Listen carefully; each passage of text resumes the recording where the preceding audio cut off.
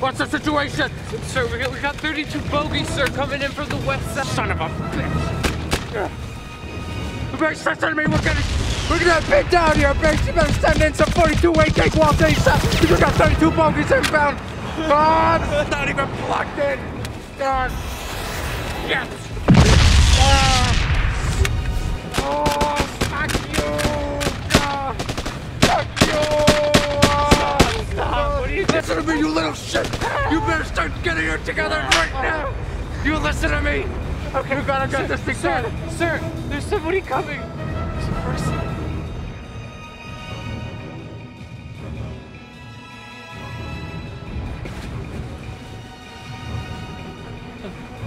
I don't believe it. It's the mercenary.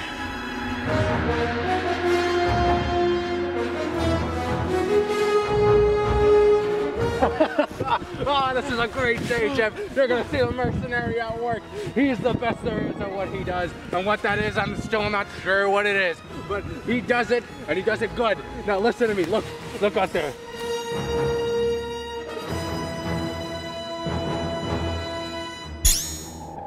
Oh, he's doing something. He has some kind of mercenary technology. That's what he has. And with that, he's gonna save us all. It's okay, Jeff.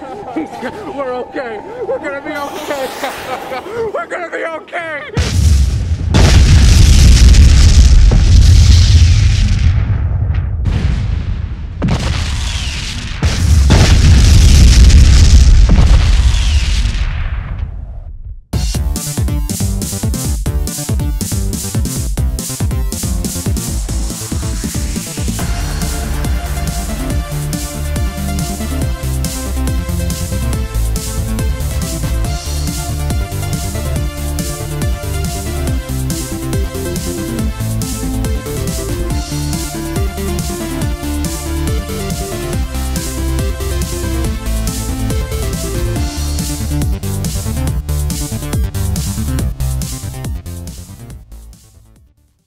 Hey guys, it's Bargain Boy again, reviewing bargain bin games to tell you whether they're cool or lame. Now, everybody loves open world games, don't they?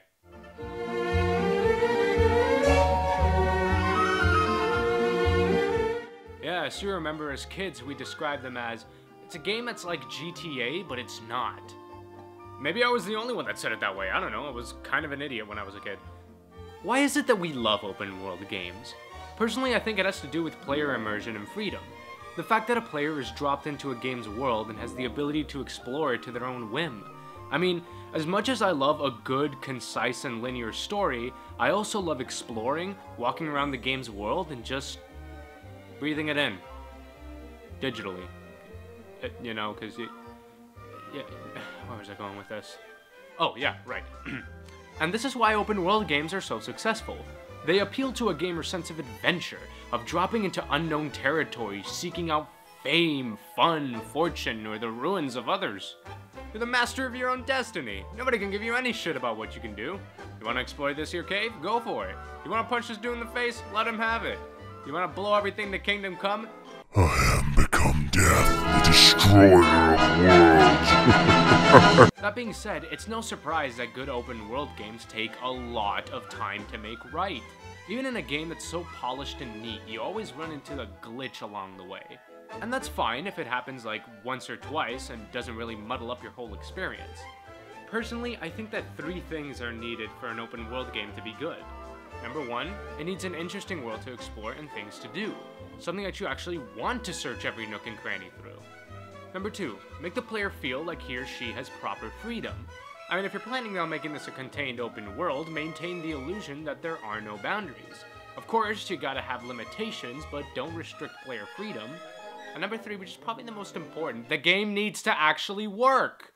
The more glitches you got, the more you're playing with your player's patience. Oh, that could have been worded better.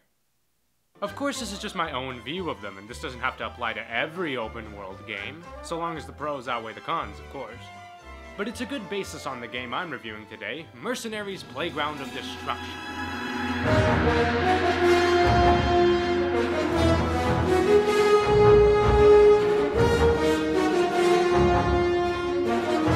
Released for the PS2 and Xbox, you play as, and I quote, a lethal mercenary whose mission is to topple a sinister military regime by any means necessary. Probably not an unfamiliar setup nowadays, but hey, could be promising. The game was developed by... I don't know exactly why, but just looking at the LucasArts logo just makes me feel sad on the inside. I remember all the good times I had with LucasArts. All those lovely games that filled my childhood, frustrating as some may be, but they were special to me. You know, like the Treasure of Melee Island. It was something that I held dear, and it just saddens me that they won't be around anymore to make such masterful... What is all this? What? No. No, no, no, no! No, I'm glad you're dead! I'm glad you're dead, you hear me? You stop this! You're dead! Alright, so the game promises there will be a world with no limits, no boundaries, and no mercy. Damn. Alright, let's pop it in, see if it's any good. So starting off, you can play as one of 3 main mercenaries, being sent into a North Korean war zone to hunt down the leader of the military, who's worth a whopping $100 million bucks. Woo! The merc gets to him by capturing or killing his entire organization of dudes called the Deck of 52, with the leader general guy being the Ace of Spades. In order to do that, you gotta get real friendly with the different factions, all throwing down at once. You got your good old allied nations, your Russian mafia, Chinese, and South Koreans, giving you missions and intel to get you closer to your bounty. Once you get enough of the regular decks, you can get an ace mission, which lets you progress more along the map. So that's pretty much it in terms of story. There isn't really much to say here. I mean, the characters have different personalities, but there's really no difference to them, besides some gameplay tweaks. In fact, the only difference is that the fact that some of these characters understand languages better than others. Jennifer can hear what Chinese leaders are talking shit about it in her face, and Matthias can understand the Russians, which is a very neat touch, but does little for the whole experience. I mean, you get their background from the start and some of their personal story in the beginning, but once you touch ground, you don't get to see a lot more of their character. Now, to be fair, in the context of the game, I guess it makes sense. You're playing as a mercenary whose only goal is to get paid, and they're just there to get the job done. That's all they care about. Well, to put it bluntly, your character is a semi-soulless prick. There's little to no character to them, especially since each one has nearly exactly the same lines, regardless of how they deliver it. You catch the 2 of clubs yet? Catch the 2 of clubs yet? I don't Catch the 2 of clubs yet? The 2 of... Then again, you can't really complain about the story too much. Well, actually, no, I'm complaining about it. That's what I'm doing. But it takes a backseat in a game that's made purposely for blowing shit up. The characters in the story aren't the central point of this game. It's all about the gameplay. So let's move right along to the blowing stuff up. How does that fare? Alright, let me put this right out for you. Blowing up buildings feels awesome. Yep. Nothing better in your day than just watching a building filled with innocent civilians crumble in your hands, with absolutely no survivors in the wreckage, while you just walk away slowly from it to show how much you just don't give a damn about a human life. I need serious help. But seriously, blowing up stuff feels really damn cool. Whether you like your good old-fashioned C4 or artillery strikes, or some high-tech airstrikes, or just, I don't know, throwing grenades and rockets at the side of a building till it collapses feels really damn great. Yeah. Oh yeah, I gotta do other stuff too. Yay. As you can tell, parts of this game may not be as exciting. Right from the start, you'll notice that the combat feels similar to Battlefront, for obvious reasons. You can shoot the hell out of people or just take them down with a single melee move. Yeah, I guess mercs are just that good. But when we actually get the option to take them down, they handcuff the guy down. I mean, I get it when it's an important guy, like one of the deck dudes, but you could just handcuff random-ass dudes. You could just handcuff civilians. And you seem to have a supply that'll make even a saucy dominatrix jealous. Just look at this. I went through this whole mission without firing a single bullet and arresting all of them like I was a one-man police precinct. Well, to be fair, I was playing as Jacobs, who's the strongest of the bunch. Like I mentioned before, they all have a special gameplay perk about them, like Jennifer takes longer to be spotted and Matthias is the fastest. Like the language thing, it's not really a game changer, it's just another tweak to make them at least a little different. You can carry 2 weapons with you, along with some of your big firepower, which houses all of your special tech. As I said before, the game has you doing missions for different factions, and each one increases their mood for you.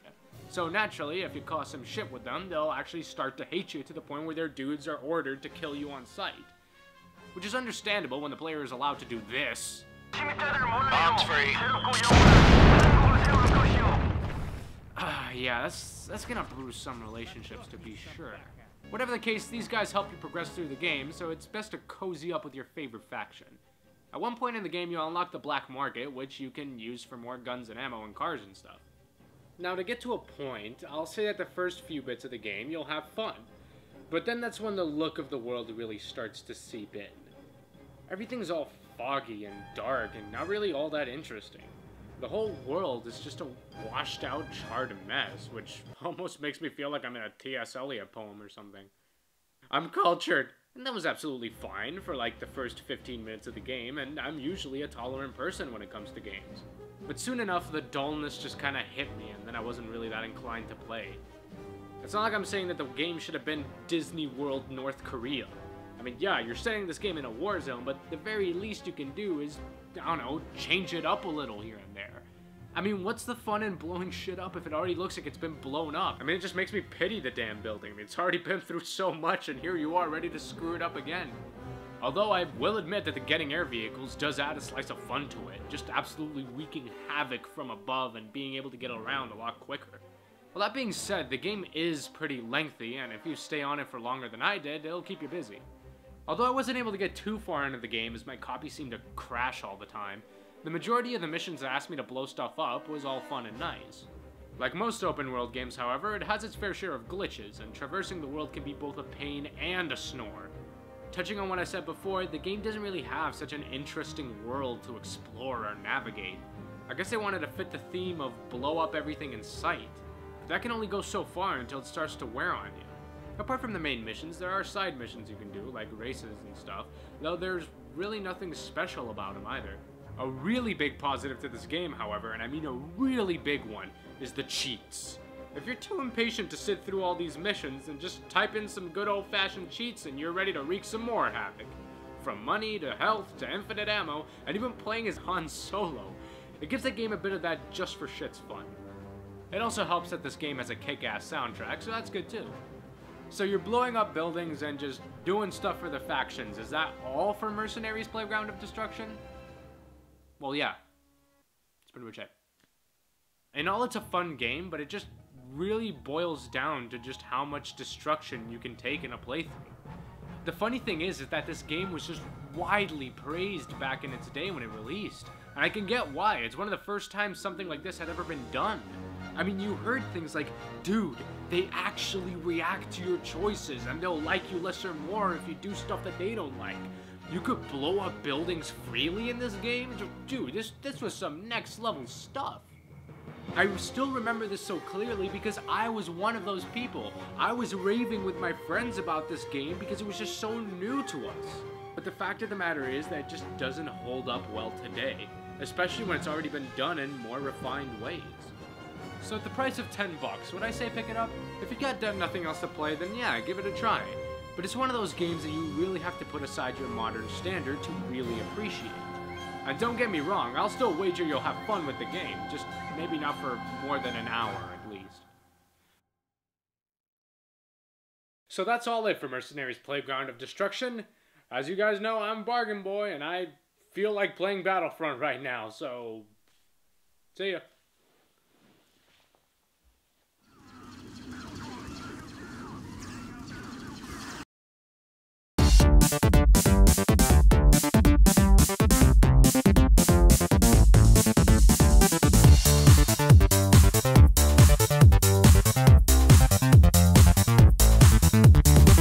No, no, no, no! No, I'm glad you're dead! I'm glad you're dead, you hear me? You stop this! I'm glad you're dead! I'm